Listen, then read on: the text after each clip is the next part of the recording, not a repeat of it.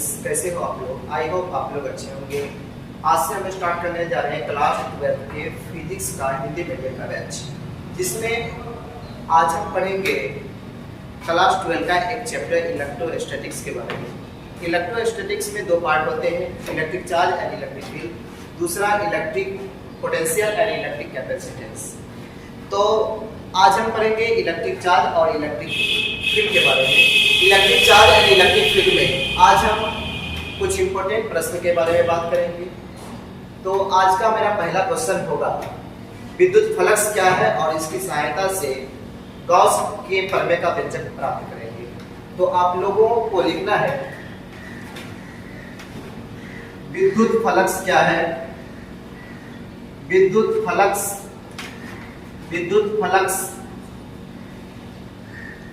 क्या है,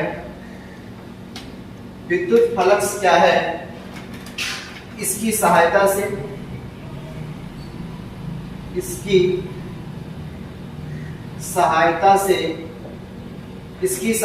से गॉस के प्रमेय का व्यंजक प्राप्त करें। गॉस के प्रमेय का व्यंजक प्राप्त करें। आंसर में ए नंबर में तो विद्युत फ्लक्स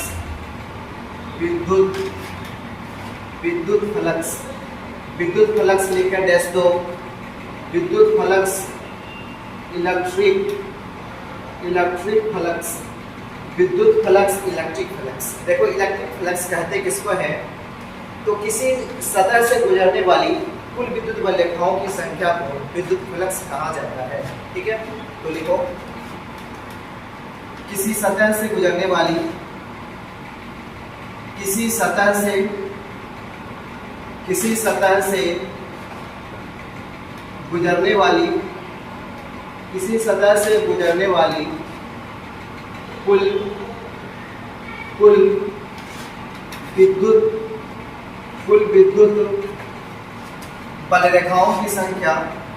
कुल विद्युत बल रेखाओं की संख्या,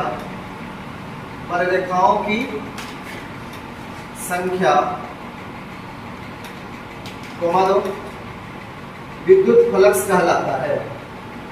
विद्युत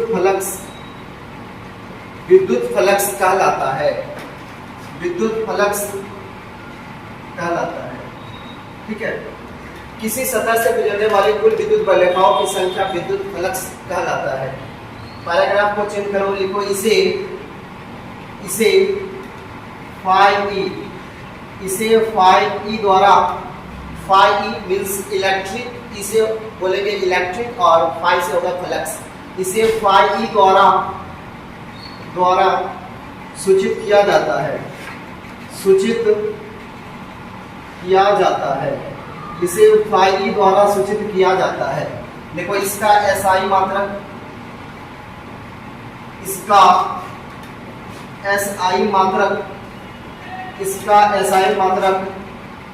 न्यूटन मीटर स्क्वायर प्रति कूलम होता है। इसका एसआई मात्रक न्यूटन मीटर स्क्वायर प्रति कूलम होता है तथा इसका बीमीय सूत्र देखो तथा इसका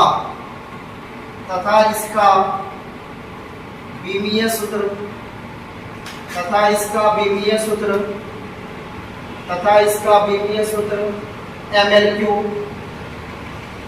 MLQ टी की पावर -3 MLQ टी की पावर -3 a की पावर -1 होता है। देखो अर्थात यह एक अदिश राशि है। ठीक है, अर्थात यह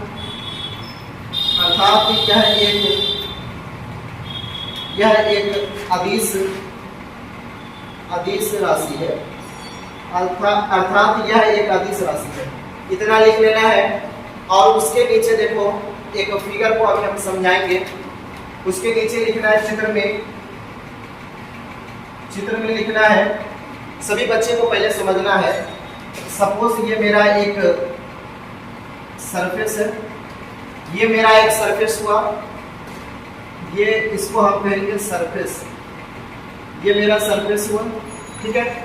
और क्या करते हैं, इसके बीच से एक हम एरिया एलिमेंट को लेते हैं, यहाँ से हमने एक एरिया एलिमेंट लिया, इसको कहेंगे हम एरिया एलिमेंट। एरिया एलिमेंट को वेक्टर डीए से दिखाया जाता है, एरिया एलिमेंट को वेक्टर डीए या वेक्टर डीएस से डिनोट करते हैं। और यहाँ से हम एक इलेक्ट्रिक फील्ड लाइंस को ले लेते हैं, एक इलेक्ट्रिक फील्ड लाइंस मैंने लिया, ठीक है। और इस दोनों के बीच वेक्टर डी और वेक्टर ई के बीच एक एंगल मैंने थीटा लिया, क्या लिया, थीटा। कोई दिक्कत नहीं आता। देखो अब क्या करते हैं, विद्युत फ्लक्स का जो फॉर्मूला होता है वो है D phi is equal to D phi is equal to vector E dot vector D A, D S भी लिख सकते हैं, डी ई भी लिख सकते हैं। Vector D phi is equal to vector E dot vector D ए।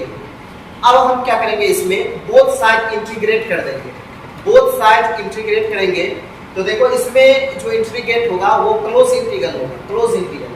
तो यहाँ से देखो close integral D phi E is equal to close integral vector E dot vector D A, vector D. अब सभी लोगों को पता है कि dx का इंटीग्रेट x होता है, dx का इंटीग्रेशन x होता है, तो सो मेरा यहाँ से होगा phi E is equal to close integral vector E dot vector D A, vector E dot vector D A, ये मेरा आ गया।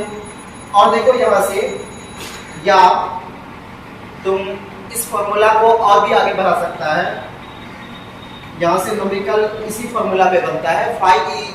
अभी जो फॉर्मूला लिखेंगे इस पर भी न्यूमेरिकल तुम लोगों को बनेगा, इससे रिलेटेड विद्युत फलक से रिलेटेड जितना भी न्यूमेरिकल तुम लोग को बनेगा इसी फॉर्मूला से बनेगा। फाई इज इक्वल टू होता है, आप लोगों को पता है क्लास 9 में पढ़े होंगे कि वेक्टर ए, देखो vector A dot vector B, vector A dot vector B बराबर फॉर्मूला होता है A B cos theta. Class 11 में पढ़े होंगे vector A dot vector B is equal to A B cos theta.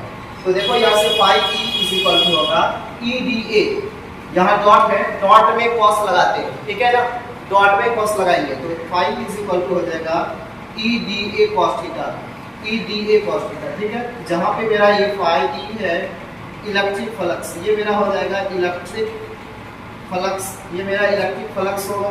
और वेक्टर ई को कहेंगे हम, देखो वेक्टर ई को कहेंगे इलेक्ट्रिक फील्ड, वेक्टर ई को क्या कहेंगे, इलेक्ट्रिक फील्ड। वेक्टर ई को हम कहेंगे इलेक्ट्रिक फील्ड, वेक्टर ई को हम इलेक्ट्रिक फील्ड कहेंगे। और यहाँ से वेक्टर ए को कहेंगे एरिया एलिमेंट, एरिया एलिमेंट कहेंगे। वेक्टर ए को क्या कहेंगे, वेक्टर डी ए को हम कहेंगे एरिया एलिमेंट, ठीक। तो आप लोगों को उम्मीद करते हैं कि विद्युत फ्लक्स समझ में आ गया होगा। अब हम साबित करेंगे गॉस के प्रमेय को। गॉस के प्रमेय को देखो, अभी हम पहले देखा कि विद्युत फ्लक्स क्या है, अब उसके बाद हम देखेंगे कि गॉस का प्रमेय किसे कहते हैं, और इसके द्वारा हम गॉस के प्रमेय का व्यंजक भी प्राप्त करेंगे। तो आप लोगों को बी नंबर देकर लिखना है, बी नंबर में लिखो, बी नंबर में लिखो गॉस का प्रमेय, लिखो गॉस का प्रमेय, गॉस का प्रमेय, गॉस का प्रमेय, Gauss's theorem, Gauss's theorem, Gauss's theorem. देखो गॉस का प्रमेय किसे कहते हैं, देखो गॉस का नियम बोलता है कि किसी बंद सतह से गुजरने वाले कुल विद्युत फ्लक्स सतह द्वारा किए गए आवेश एवं एप्सिलॉन नॉट के भागफल के बराबर होता है, ठीक है। मतलब किसी बंद सतह से गुजरने वाला कुल विद्युत फ्लक्स जो है वो सतह द्वारा किए गए आवेश एवं एप्सिलॉन नॉट के भागफल के बराबर होता है। मतलब फाई इज इक्वल टू होता है, फाई बराबर होता है Q by epsilon naught, phi बराबर होता है क्यू बाय एप्सिलॉन नॉट। मतलब किसी बंद सतह से गुजरने वाला कुल विद्युत फ्लक्स जो है वो सतह द्वारा किए गए आवेश और एप्सिलॉन नॉट के भागफल के बराबर होता है। तो लिखो देखो किसी बंद सतह से, देखो किसी बंद सतह से गुजरने वाला, आंसर में लिखना है, देखो इस प्रमेय के अनुसार, इस प्रमेय के अनुसार, इस प्रमेय के अनुसार, इस प्रमेय के अनुसार किसी बंद सतह से गुजरने वाला, इस प्रमेय के अनुसार किसी बंद सतह से गुजरने वाला कुल विद्युत फ्लक्स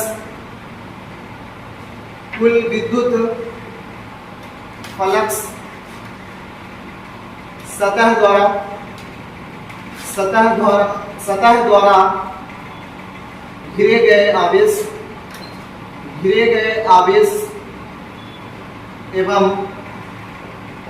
एवं एप्सिलॉन नोट के भागफल के बराबर होता है। इस प्रमेय के अनुसार किसी बंद सतह से गुजरने वाला कुल विद्युत फ्लक्स सतह द्वारा गिरे गए आवेश एवं एप्सिलॉन नोट के भागफल के बराबर होता है। देखो अर्थात phi E is equal to Q बटा एप्सिलॉन नोट, अर्थात phi is equal to Q बटा एप्सिलॉन नोट, इतना लिखो। उसके बाद इसका व्यंजक प्राप्त करेंगे, ठीक है। इसके नीचे लिखो प्रमाण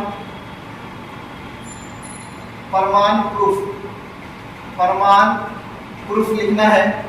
देखो अब हम गॉस का थ्योरम समझेंगे कि किसी बंद सतह द्वारा हम यहां से गॉस का थ्योरम प्रूव करेंगे। देखो सबसे पहले क्या करते हैं, सबसे पहले हम यहां से क्या करते हैं, एक गॉसियन सरफेस लेते हैं। सबसे पहले हम एक लेंगे गॉसियन सरफेस, सबसे पहले हम एक गॉसियन सरफेस लेंगे।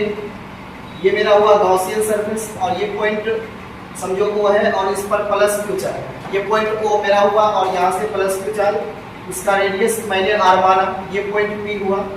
और आप लोगों को पता है कि धनात्मक आवेश के कारण विद्युत क्षेत्र की दिशा बाहर की ओर है। तो यहाँ से क्या होगा, यहाँ से मेरा इलेक्ट्रिक फील्ड लाइंस की दिशा बाहर की ओर होगी। यहाँ से विद्युत क्षेत्र की दिशा कहाँ होगी, बाहर की ओर। और यहाँ से मैंने एन कैप लिया और इसका रेडियस R है। अगर हम इसको वेक्टर फॉर्म में बोलेंगे तो ये होगा R कैप मेरा, ठीक है। यहाँ तक किसी को कोई दिक्कत नहीं। तो देखो लैंग्वेज में पहले बोलेंगे, इसमें माना कि बिंदु O पर प्लस Q आवेश स्थित है जिसे R त्रिज्या के गॉसीय पृष्ठ से घेरा गया है। तो लिखो माना कि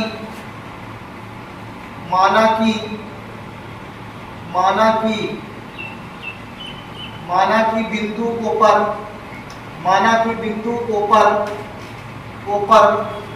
प्लस Q आवेश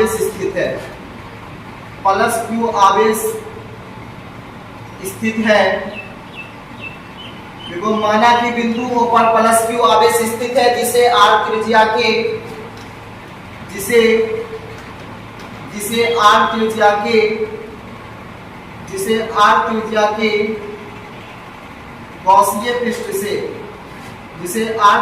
के गॉसीय पृष्ठ से घेरा गया है, जिसे R त्रिज्या के गॉसीय पृष्ठ से घेरा गया है। इतना लिख देंगे। माना कि बिंदु O पर प्लस Q आवेश स्थित है जिसे R त्रिज्या के गॉसीय पृष्ठ से घेरा गया है, देखो चूंकि समझना है यहाँ से, चूंकि हम जानते हैं d phi E is equal to vector E dot vector dA होता है। चूंकि d phi is equal to vector E dot vector dA होता है। अब देखो यहाँ से डायरेक्ट हम गॉस का थ्योरम प्रूव करेंगे। देखो चूंकि d phi is equal to vector E dot vector dA होता है और सभी लोगों को पता है एक बिंदु आवेश के कारण विद्युत क्षेत्र का फॉर्मूला होता है, एक बिंदु आवेश के कारण विद्युत क्षेत्र की तीव्रता का फॉर्मूला होता है 1/4 पाई एप्सिलॉन नॉट q बटा r square, 1/4 pi epsilon naught q बटा r स्क्वायर लिखना है। तो देखो यहाँ से लिखेंगे d phi e is equal to, यहाँ से विद्युत क्षेत्र की तीव्रता का फॉर्मूला लगाएंगे 1.4 के कारण, एक पॉइंट के कारण हम निकालेंगे, एक बिंदु आवेश के कारण विद्युत क्षेत्र की फॉर्मूला यहाँ लगाएंगे। तो फॉर्मूला होगा मेरा 1/4 पाई एप्सिलॉन नॉट q बटा r स्क्वायर, और यहाँ से वेक्टर फॉर्म में है इसलिए यहाँ पे r कैप लगेगा, वेक्टर का सिंबल हटेगा तो इसलिए यहाँ क्या रहेगा r कैप, वेक्टर फॉर्म में है तो यहाँ पे r कैप लगा देंगे, और ये भी वेक्टर फॉर्म में है, यहाँ से इसको वेक्टर से हटाएंगे तो ये होगा मेरा n cap into dA, n cap into dA। अब देखो क्या करते हैं, r कैप और n कैप को एक साथ करते हैं, तो यहाँ से d phi e is equal to लिखेंगे 1/4 पाई एप्सिलॉन नॉट q बटा r स्क्वायर इंटू dA, और हम r cap into n cap को एक साथ कर रहे हैं, ठीक। अब देखो यहाँ से क्या होगा, देखो अब यहाँ से किस प्रकार से बनेगा, और r cap into l cap का मान 1 होता है, r cap into l cap का मान 1, तो यहाँ से देखो d phi e is equal to d phi